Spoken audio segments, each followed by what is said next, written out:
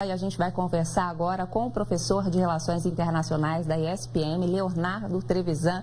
Bom dia, professor, um dia histórico. Como é que está aí a sua estimativa? Será que hoje, depois da apuração de alguns estados, a gente já consegue ter uma noção de quem vai assumir a Casa Branca? Bom dia para o senhor. Bom dia, Sônia. Bom dia a todos que nos escutam, né? Pergunta difícil, né? De fato, hoje, se a gente olhar, talvez seja só o início de um processo, talvez, na melhor das expectativas, dentro de 2 dias nós tenhamos alguma resposta. Eu prestei bem atenção na apresentação da tua fala e o que você comentou é uma coisa bem interessante sobre os indecisos. A última pesquisa que o jornal New York Times publicou ontem, né, dá exatamente 48,5% para cada um deles. Né? Olha, veja bem, falta 1,5% para cada um deles. Somos 3%. Serão esses 3% dos eleitores, uma quantia pequena, em estados chaves, em distritos chaves, que vão decidir a eleição. Né? Os Estados Unidos é um país de 340 milhões de habitantes, 240 milhões estão aptos a votar, 160, 170 milhões de habitantes de americanos é que decidem a eleição, na verdade. Ótimo. Na prática, esses indecisos, na verdade, são esses indecisos, 3% da população, nesses estados pêndulos que vão dizer para nós quem é que será o próximo presidente dos Estados Unidos.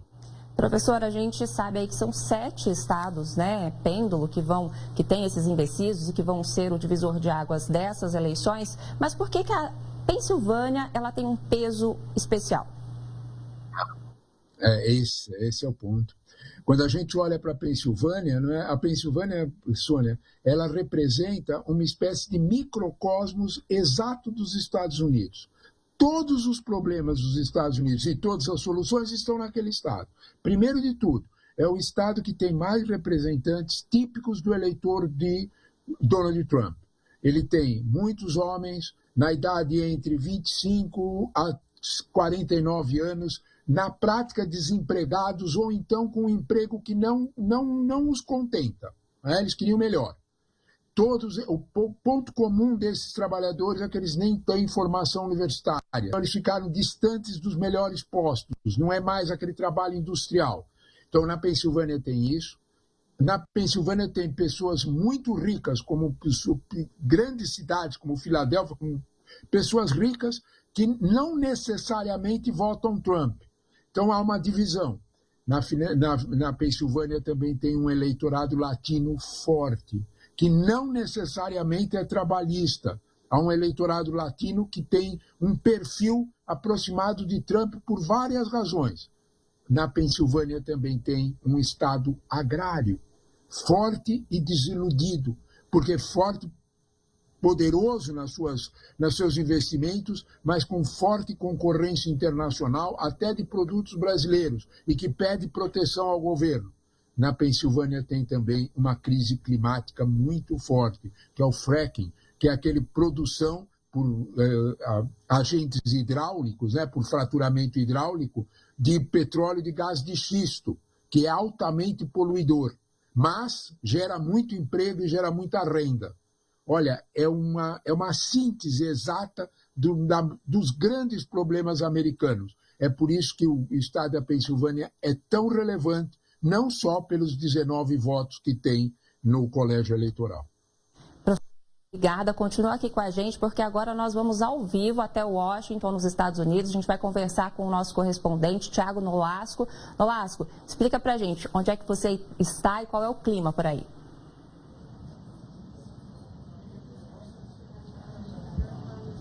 Sônia, bom dia para você e para todos que estão assistindo o Mundo Meio-Dia. Eu estou dentro de uma sessão eleitoral aqui de Washington, capital dos Estados Unidos. Vamos mostrar o clima da votação por aqui. Primeiro, os eleitores passam aqui para fazer um registro, né?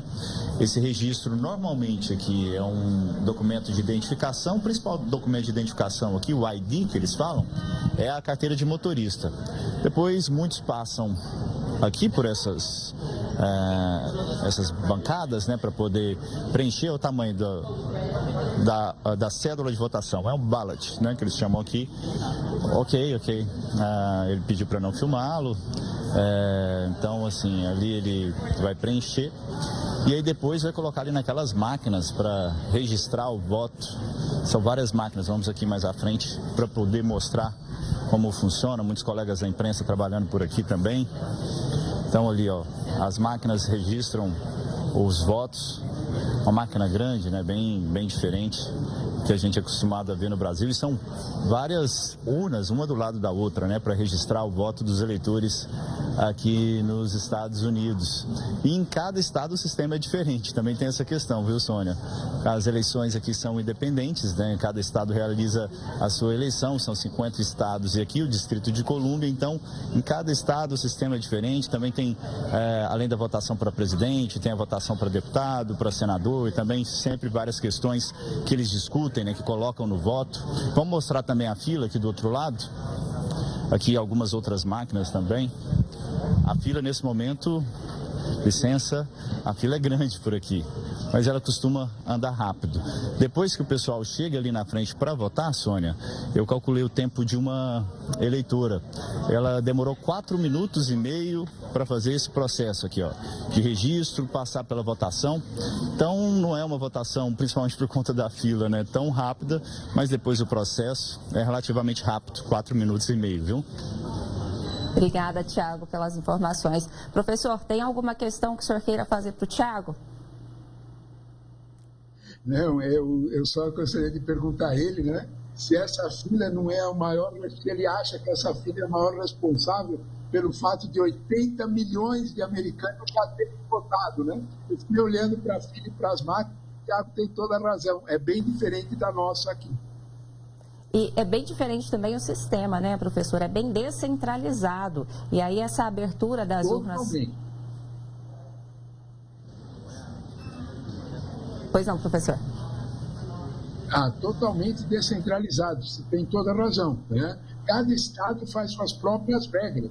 A federação procura o respeito desse processo de independência de cada estado. A regra é montada a partir dos legislativos estaduais, que alteram as regras praticamente a cada eleição. Portanto, não é possível você dizer que todos os estados já são conhecidos os métodos. Eles se adaptam a mudanças que o legislativo estadual procede a cada eleição.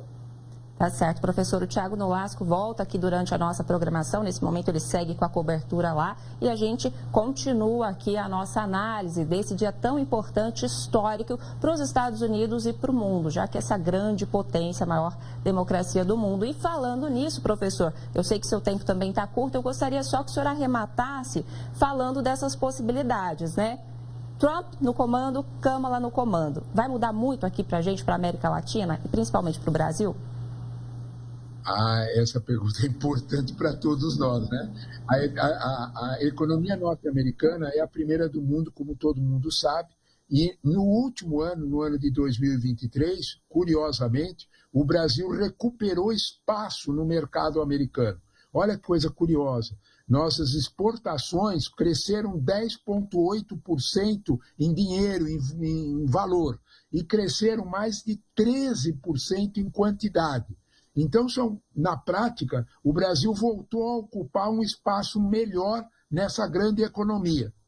É claro que a primeira das preocupações, tanto com um candidato quanto com outro, é se eles vão fixar tarifas de protecionismo. O que quer dizer isso?